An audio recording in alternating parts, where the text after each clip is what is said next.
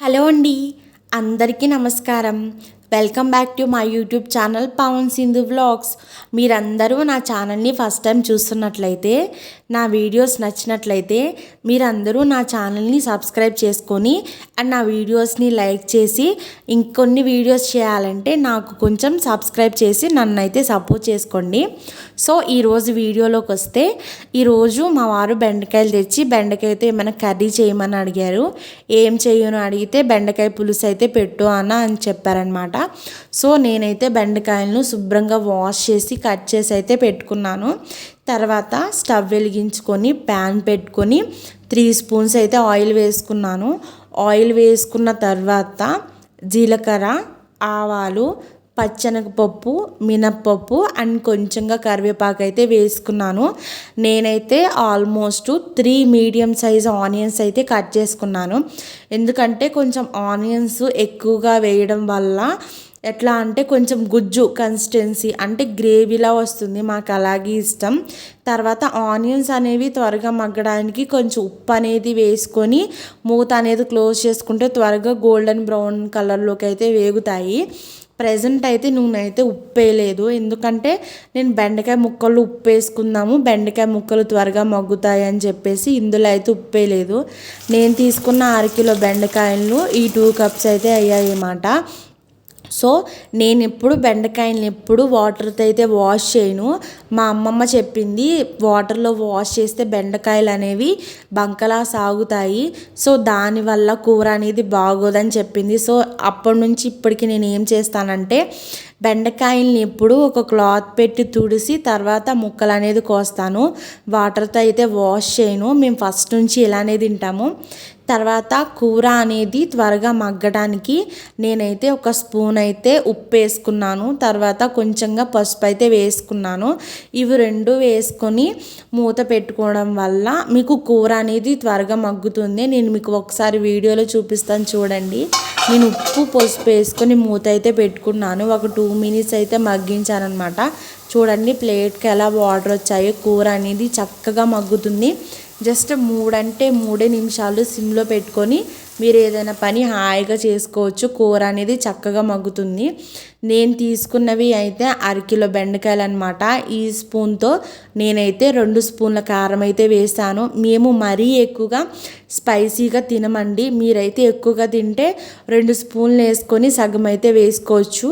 మాలాగా నార్మల్గా కారం తింటాము అనుకునే వాళ్ళైతే జస్ట్ 2 స్పూన్స్ కారం అయితే సరిపోతుంది.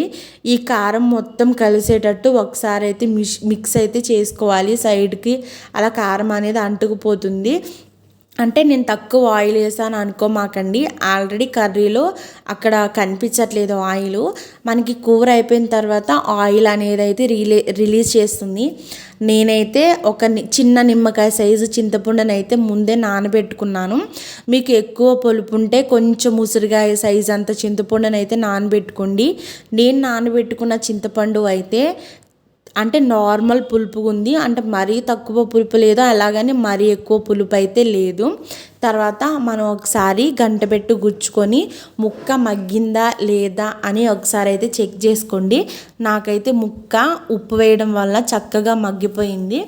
అయితే నేను ముందుగా చింతపండుని అయితే నానబెట్టుకున్నాను కదా, ఆ గుజ్జునైతే కలుపుకొని ఇందులో అయితే పోసుకున్నాను. అంటే మీకు కావాల్సినంత మీ ఇంట్లో ఉన్న మెంబర్స్ని బట్టి పులుసు అయితే వేసుకోండి, చింతపండు పులుసు. నాకైతే కొంచెం ఉప్పు తక్కువైంది అని అయితే అనిపించింది, అందుకే ఇంకొక 1/2 స్పూన్ ఉప్పు అయితే వేసుకున్నాను అనమాట. ఎందుకంటే చింతపండు పులుసు పోయడం వల్ల ఉప్పు అనేది సరిపోలేదు అని నాకైతే అనిపించింది. తర్వాత ఇట్లా మరుగుతున్న టైంలో మీరైతే చక్కగా మూత పెట్టుకొని ఒక 5 నిమిషాలు అయితే వదిలేయచ్చు. నాకు ఎలా కావాలంటే, ఇప్పుడు కట్టెల పొయ్యి మీద కర్రీ పెట్టి వదిలేస్తే చిక్కగా మిగులు ఉడుకుతుంది కదా, ఆ టేస్ట్ అయితే బాగుంటుంది. ఇప్పుడు మీ అందరికీ ఒక టిప్ చెప్దాం అనుకుంటున్నాను. నేను ఎప్పటి నుంచో ఇలానే చేస్తాను. పుల్లల పొయ్యి మీద అయితే బొగ్గుల మీద పెడితే కూర అనేది చక్కగా మిగులు ఉడుకుతుంది.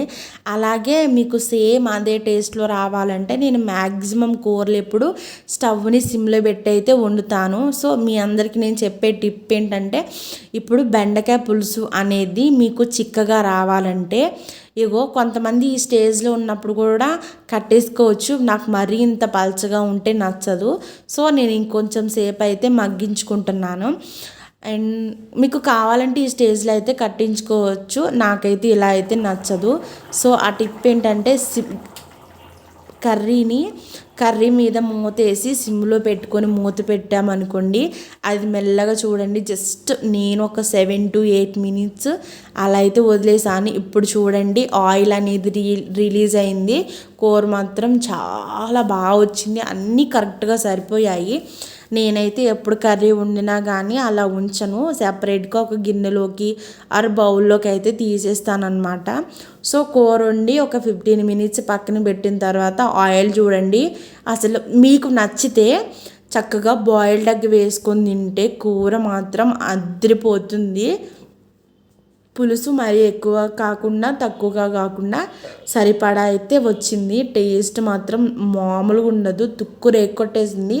మీకు నచ్చితే బాయిల్డ్ ఎగ్ కూడా వేసుకోవచ్చు. Thank you for watching my channel.